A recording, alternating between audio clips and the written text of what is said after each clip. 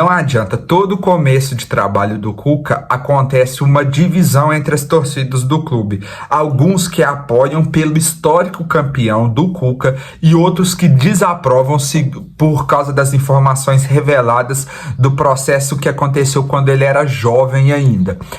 Nesse vídeo aqui eu quero falar desses dois pontos, desses dois lados do trabalho do treinador Cuca e a minha opinião final se eu acho que a contratação do Atlético Mineiro para o treinador Cuca é ou não acertada. Primeiramente, a gente já tem que tirar logo da frente aqui. O Cuca é um dos técnicos brasileiros mais campeões desse século. O Cuca tem 2 campeonatos brasileiros, um com o Palmeiras e um com o Atlético de 21, sendo o Atlético de 21 um dos melhores times do século.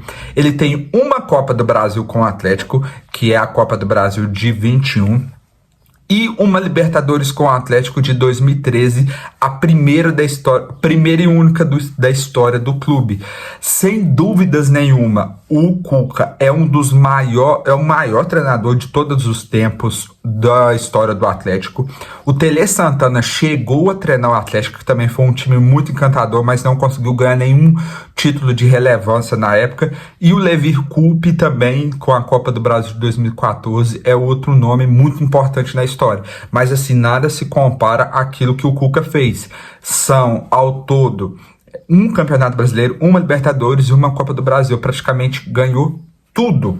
Mas também essa relação com o Cuca no Atlético já é desgastada, mesmo ele sendo o maior treinador de todos os tempos, porque no próprio 2013, depois de ganhar a Copa Libertadores, poucas semanas antes do Mundial, ele já anunciava que não ficaria e iria para a China, porque é aquela época das grandes ofertas financeiras da China.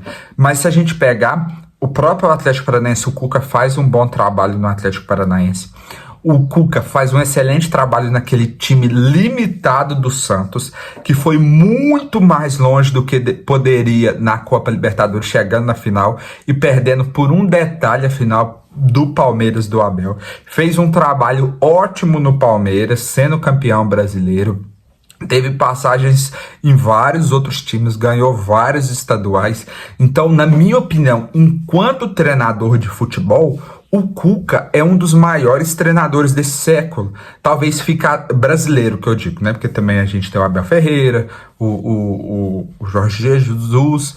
Agora, o Cuca fica ali atrás, talvez, do Muricy, do Tite, do próprio professor, né, o Luxemburgo, mas sem dúvidas, assim, pelo menos no top 10 dos melhores e maiores treinadores do século XXI, o Cuca tem que estar. Ele ganhou tudo. Ele fez um time histórico, que é o time de 21.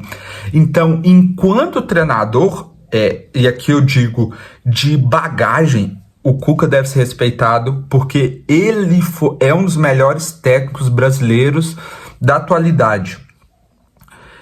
E em relação a trabalho tático, aquele time do Atlético Paranaense que começou estava muito bem, o time de 21 foi muito bem. Então o Cuca, ele sempre tendo um elenco bom, sempre desenvolveu bons trabalhos e tendo elencos medianos e ruins, conseguiu extrair ao máximo, como foi no Santos. Mas também existem trabalhos deles que não deram tão certo.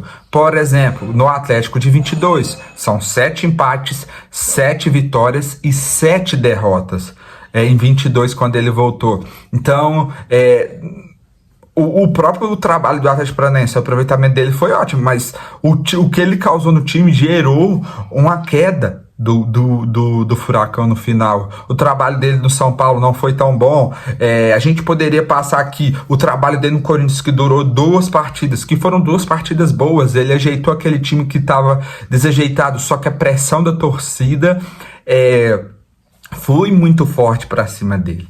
Então, tem tudo isso. Eu acho que, enquanto treinador de futebol, ele é um dos melhores do Brasil. Não tem o que discutir. Os números provam por si.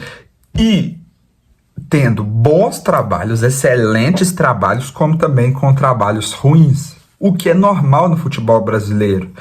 Não existe nenhum treinador que só tenha trabalhos bons. O treinador que tinha mais trabalhos bons no Brasil, que era o menos questionado, era o Tite.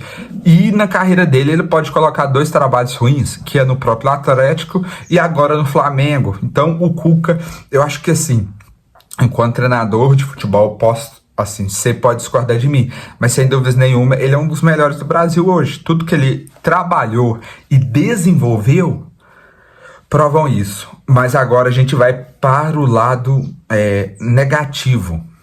Primeiro, os abandonos de trabalho dele. Ele parece não saber lidar bem com a pressão. São vários e vários abandonos de trabalho. O último, mais repercutido, que é o do Atlético Paranaense, que de fato estragou o time, fudeu o time. E, cara, infelizmente acontece. Ele também abandonou até de 2013, 2022 ou 21, não sei, que ele alegou problemas familiares para sair. Então, ele tem disso. Na carreira dele tem essa mancha de sempre abandonar trabalhos no meio. Quando ele vê que ele não consegue mais extrair, em vez de permanecer, persistir, tentar renovar as peças, não, ele prefere sair. Não sei por que ele faz isso. Mas isso, queira ou não, é um defeito de um treinador. Imagina, por exemplo, o Abel Ferreira ganhou tudo com o Palmeiras. Esse ano foi um ano ruim, eliminado das Copas cedos, e não conseguiu ganhar o título brasileirão e falar, cara, pra mim não dá mais.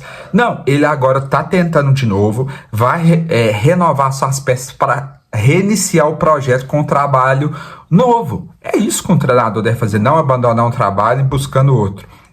E aí vem o assunto mais difícil de ser comentado, né? Que é a acusação dele de abuso, né? Então eu vou ler aqui a matéria do GE que conta tudo o que aconteceu. Então, falando se ele é inocente ou não.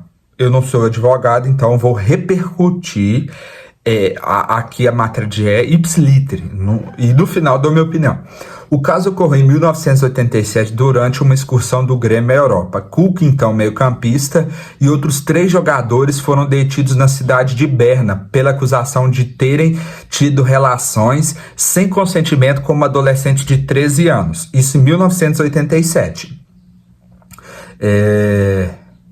Segundo a investigação, a jovem se dirigiu com os amigos ao quarto dos jogadores do Grêmio. Os atletas puxaram dentro e abusaram da garota. Os 4 ficaram cerca de um mês presos antes da volta ao Brasil. Então, ele chegou a ser preso. E aí, em 2023, a diretora dos arquivos do Estado da capital da Suíça, Bárbara Studer, afirmou em entrevista ao GE que o processo provava que havia material genético do Cuca no corpo da vítima. Eu não vou falar a palavra certa, senão meu vídeo vai ser desmonetizado. Na verdade, nem tem monetização, por isso se inscreva no meu canal.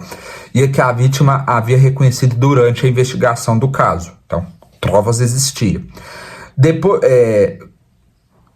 Depois da saída do Corinthians, Cuca formou uma equipe de advogados para reabrir o caso na Suíça. A defesa do treinador teve acesso ao processo de mais de 1.000 páginas e pediu anulação do julgamento.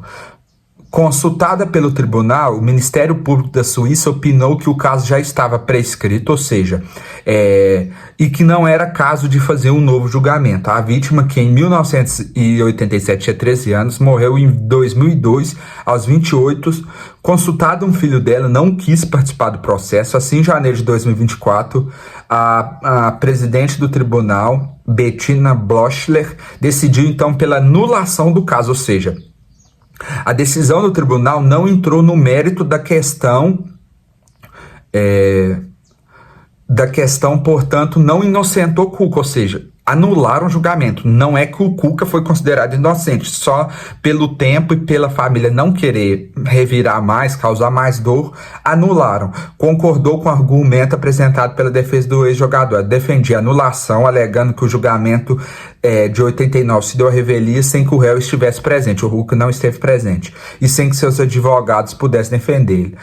Além da anulação do caso, o tribunal decidiu indenizar o Cuca. Então é isso, mano. Não é que o Cuca seja inocentado, né? O processo dele prescreveu e a justiça decidiu não abrir, mas existem provas, né? E ele chegou a ser detido por causa disso.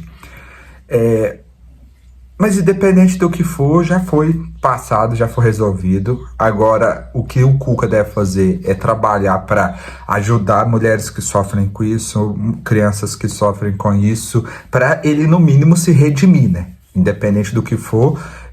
E foi isso que sugeriram para ele ano passado no Atlético Paranaense, apoiar movimentos, tudo. Vamos ver o que vai acontecer. Então, essa é a condição jurídica dele. Agora, em relação ao Atlético, cara, o, o, o Galo ficou praticamente um mês procurando treinador, recebendo não, porta na cara de vários, e aí sobrou o Cuca, cara. Isso é falta de projeto, é falta de convicção, é falta de nome no mercado. O Cuca, sem dúvidas nenhuma, é o maior treinador do Atlético, já falei isso aqui milhares de vezes no vídeo. Mas para uma reconstrução, para um novo período, era importante testar outros técnicos. Pode dar certo, ele pode ganhar tudo que ele já ganhou de novo. Claro que pode, futebol é isso. Mas isso só mostra a falta de convicção na diretoria do Atlético. Tentaram o Luiz Castro, tentaram o Pedro Caixinha, tentaram o treinador do Vélez, tentaram o treinador lá da Grécia, tentaram o Tite, tentaram o Antônio Oliveira. Nenhum desses deu certo. Vamos no que a gente sempre fez. Cuca, que deve estar passando aí pela sua quinta ou sexta passagem pelo Atlético. Vamos ver o que vai dar. Essa é a verdade sobre o Cuca. Um ótimo treinador, com um passado questionável, que abandona trabalhos. No meu time, eu acho assim, que eu não sei, eu teria que passar por isso, mas eu entendo os torcedores do Atlético que são a favor, entendo os torcedores do Atlético que são contra, mas faz parte, esse é o futebol. Qual que é a sua opinião? Diga aqui nos comentários no vídeo o que você pensa sobre o Cuca. Se você ainda não é inscrito no meu canal, se inscreva no meu canal, Fala de Futebol aqui todos os dias e curta esse vídeo para que chegue mais pessoas. Tamo junto e até o próximo vídeo.